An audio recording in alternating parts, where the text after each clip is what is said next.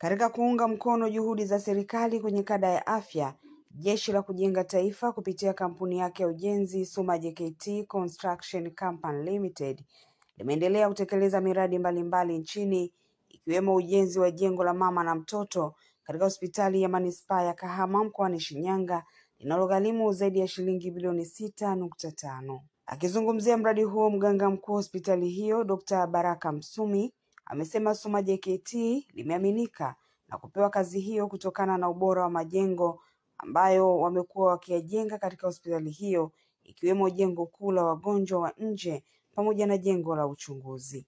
Naitwa Daktari Baraka Msumi, ni mganga mkuu Manispaa ya Kahama, ambapo hapa tuna mradi wa ujenzi wa jengo la mama na mtoto, na ni mradi mkubwa, na mradi huu unatekelezwa na mkandarasi wa Suma JKT.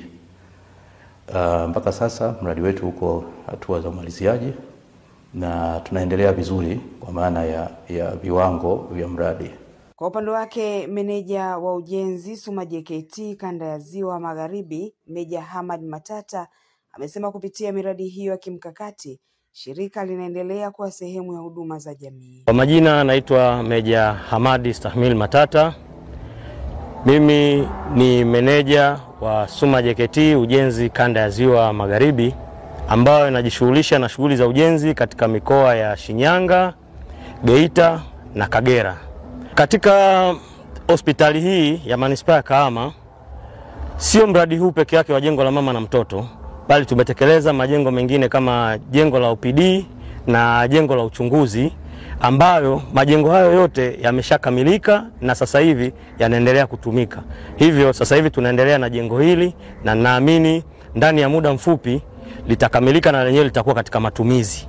Kwa niaba ya afisa mtendaji mkuu wa shirika Meja Jenerali Rajab Mabere pamoja na mkurugenzi mtendaji Brigedia Jenerali Petro Ngata, napenda kusema najisikia fahari kuaminiwa na serikali na kupewa miradi mikubwa kama huu yenye lengo la kuleta maendeleo kwa wananchi wa Tanzania.